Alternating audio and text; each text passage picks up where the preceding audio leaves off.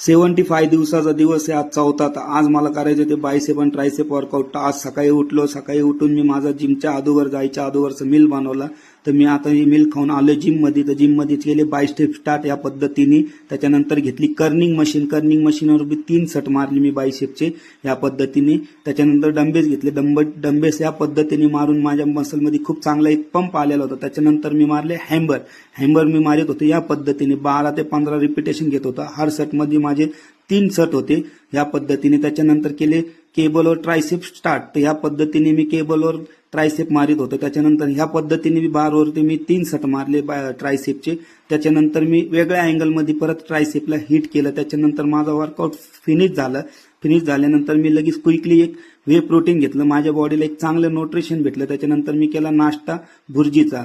त्याच्यात 4 अंडे फोडून टाकून. त्याच्यानंतर खाल्ले उकळलेले अंडे. त्याच्यानंतर केलं दुपारचं जेवण. तर